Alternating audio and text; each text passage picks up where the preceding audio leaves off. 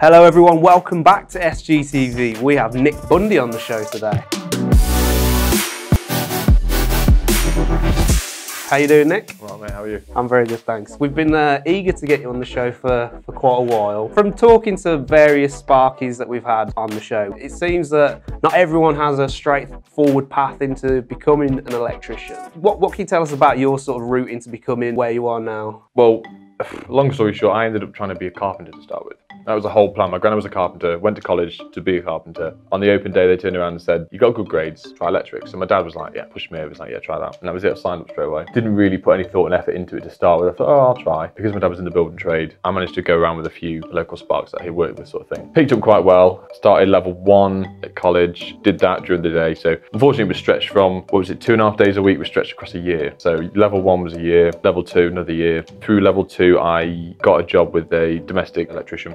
Just doing bits and bobs for free throughout the course of the year. Come to level 3, I had to go self-employed because I subcontract to a company from Birmingham in Stafford doing council buildings. So I was doing all three-phase stuff, all commercial work, which was nothing I was used to at all from just doing domestic. But doing that, I did my level 3 course in the evening with middle-aged men who had families who were there to get their exam results done and go forward. But so it sort of changed my outlook on it from messing around, from going to school to college with people your age that just want to go there and mess around, to then go into level 3 of, oh God, we have to be sensible and not really mess around as much. So that was sort of, as soon as I became, I'd say qualified, and use the term loosely because I know what it's like nowadays. Because I was self-employed, I then, once the job came to an end, I turned around and my dad said, you know, push me forward, he says, why don't you go self-employed, you're already technically self-employed, get a van and try it. That was pretty much the start of what is now today my business. It went slow to start with, too early really, looking back at it, to go self-employed. I didn't know a lot, I had bits of experience here and there, but it was teetering on, doing 3 days a week and then finishing early, go to the pub with my friends. Like, there wasn't a lot of incentive to go because I had no overheads. I didn't have a family or a mortgage or anything like that. But yeah, just built up over the years and this is where we are today, pretty much. Do you think, you say you probably shouldn't have done it at that age. Yeah. Is that in terms of, you know, not only your interests are different, like you want to finish early, go to the pub, but also in terms of like your knowledge of running a business, gaining clients, maybe that wasn't up to at the point where it is now? Yeah, completely agree. Back in the day, it was, I think because there was no real pressure to go and do it, it was at my own leisure. I didn't have any knowledge of how to do quotes or invoices, only off my parents' back of what they said and showed me. The world was a bit different. My dad was a painter, as an electrician, prices vary. Going out to speak to customers and how to do it, I sort of just had to pick it up and go, and learn as you go. But now, looking back on it, I wish I'd have stayed with someone for another year at least. Or maybe gone to like an apprenticeship or something. Yes and no. I know apprenticeships there are good. I never did one. I've been very successful with what I did with what I had at college. Apprenticeships weren't available to me anyway. We did speak to a few people at the time, few businesses, they weren't interested at all. It seems to be quite a common thing, doesn't it? You've got a lot of young lads who are really eager to get on to getting an apprenticeship, but there doesn't seem to be a lot out there. Yeah, with my apprentice, he will be my apprentice in September, taking him on properly, Adam. I've been to Stafford College a few times to speak to the lads, and to my knowledge, there's only 2 lads in the entire year, so obviously the 2-year halves, that have got any work experience at all. And I think that's about 45 kids, which is sad because it was the same with me at college. When I went, there's only 3 of us that made it out of the entire class. One of them's a good mate of mine. He went self-employed for a bit. Didn't like the paperwork, the stress, the hassle, which I get because it is a lot. Another guy just worked with an electrician. And that was it out of our whole 35, 40 people. Yeah. And I was just fortunate enough that my dad was in the building trade and had connections of people that I can go and work with. It's sort of who you know, not what you know, but unfortunately, one of them things again. You've almost got to be lucky really in some degree, isn't it? Looking back now, would you sort of choose a different route? Say for example, I know you didn't decide you wanted to be an electrician at that age. You were sort of, you know, to and from in with carpentry and everything, but would you choose now, knowing where you want to be, if you had that at that age, would you decide a different route into the industry? Yeah. If I had the option to go back now, with the knowledge I know now, to get an apprenticeship, to get, you know, the competence and the knowledge. I went to another college recently and the questions that the lecturer was firing at them, the lads knew straight away, and even a few questions I had to sit back and, is that right?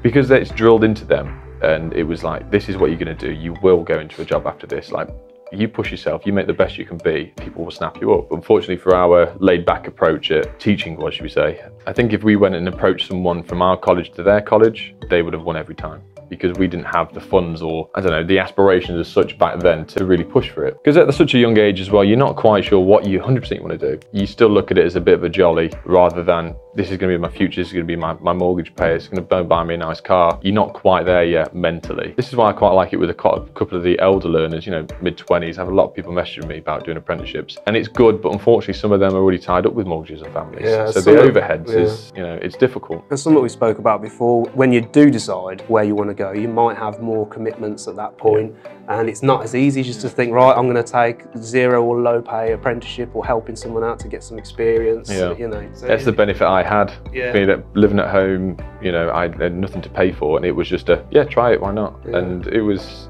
I had a lot of help in the background, which helped. This is why it's benefited me in the long term. My friend who went self-employed, he didn't have his parents' knowledge of being self-employed, paperwork, accounts, anything like that. That's why sort of my mum and dad managed to scrape me by and just sort of build me up enough that I could become self-sufficient. He never had it, so it was set up to fail, unfortunately. I could have tried to help as much as I can, but if me and him ever got together to talk about it, we'd go down the pub. So it never really worked out very well. Now you've got to the point where you're at, I mean, what's your sort of business model now? What do you do? Is it just a one-man band, your own van? You know, what sort of work do you do? Mostly domestic. Every now and then I get a few like farm jobs and bits and bobs, living out in the sticks a bit. House basher through and through, it's what I love. I have a lot of people that say, on YouTube or Instagram, you know, they're commercial electricians, oh, they wouldn't touch domestic with a stick. It's fine. I don't get told what to do by anyone. I get a cup of tea made for me, I'm in a nice warm house, do what I want. But yeah, pros and cons both ways. I prefer it. I prefer having the interaction with the customer, backwards and forwards, working for old people. I love old people, they get loads of stuff for free off me. I just prefer the whole scene of get up in the morning, know exactly what I'm doing for the day, get my stuff from the wholesaler around the corner, order it online, I can make as much mess as I want, tidy up, like it's all down to me, and then I get that massive job satisfaction once that job's done in that property. And then I have it like my dad did with me for years, driving down the road with the kids in the car, which in that house, did that for you, sport. I just love my job, and it's nice to say, because I'll have a lot of people and a lot of friends that say they just really dislike their job. I have it in my family, my brother, he's struggling with his job at the moment, trying to get his head around it all, and he's seeing me enjoying myself doing videos and everything like that. You got a lot of people now sort of going, oh, have I made the right decision what I want to do? Luckily enough for me, it's all just sort of fell in my lap. This is what you're going to do, this is what you can make of it, and I've just, now I really enjoy my job. It then benefits me so many ways, so yeah, it's good. You are doing quite well on social media as well, aren't you? You seem to be getting a lot of attraction from other companies, you know, other Sparkies out there. So how's all that come about? Well, the whole YouTube thing, so I never really watched YouTube. Well, I watch YouTube like just general stuff as you would, but I never knew there was a tradesman bit for it, should I say. And it was just one day out of the blue, I was on an Electricians forum, and DJR, Chris, one of his videos got popped up, so I thought, oh, let's have a look, clicked on another one.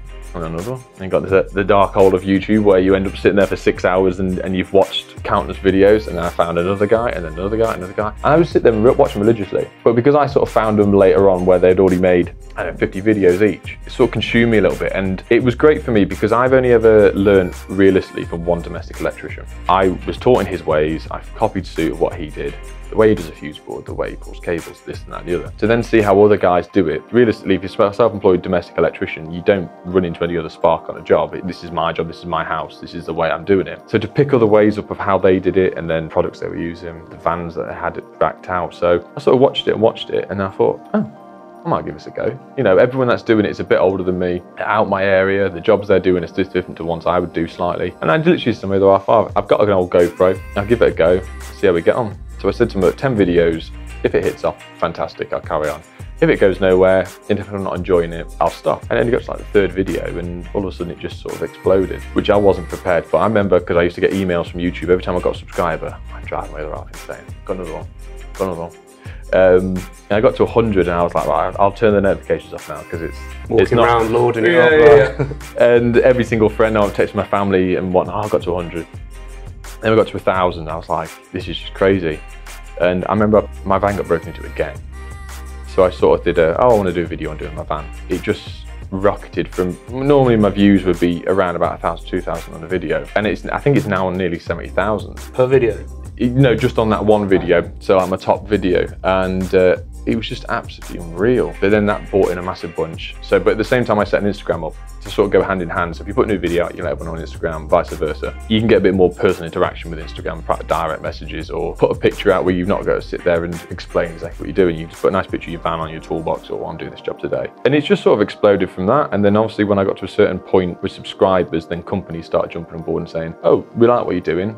can you have a look at this product for us, or can you give us a shout out? Can you do this and that? Yeah, it's just came from strength to strength, to be honest. So I'm enjoying it. It's a lot of work compared to what you think it would be. Being self-employed, I've got my own paperwork, I've got 3 kids, mortgage to pay, and then trying to teach Adam the ropes, and then on top of it I've got emails, messages, videos, and everything in the background to try and answer as well. If you enjoy it, then I'm enjoying it. So I'm going for the ride. I'm going to go for as long as it lasts. For all I know, it could stop tomorrow. If it wasn't enjoying it and it was a bit of an effort or a stress, I'd stop it. Because, and if it's helping people as well, doing the same thing you were looking for, then massive benefit. Because I think when I was at college, if there was YouTube videos to help us out, you got Sparky Ninja, when he did the 18th stuff, all the other guys that are putting content out there, it was free learning. It's invaluable, really, for what we want. It just wasn't there when I was that age, and it wasn't even that long ago. And now you've got the internet, which you can find anything on. But I think there's the go to the discussion as well, which people do come up with: how much you put online, how much will you put on for a DIYer to then watch?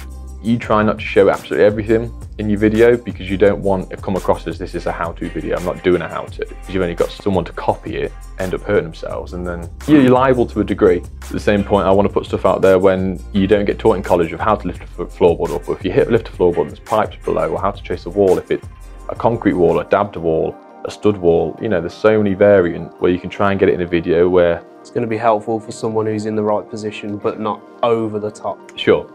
So, I mean, you can only show as much as you can show. You start showing the whole video, you're going to start entering a different realm. The video will be over an hour long, which no one wants to watch. But then obviously you're getting critique at the same time. So I could do one thing one way, there's always someone else that'll do it a different way. To them, you're wrong, and you will get criticised for it, which you've got to take on the chin. I took it to heart to start with, and a few times I just thought, do I really want the hassle, like the people giving me grief for no reason, when I'm just trying to put stuff out there to help people and myself? But you'd always get someone in any sort of shape or form that think they're better than you, or they're right and you're wrong, and you just go, whatever.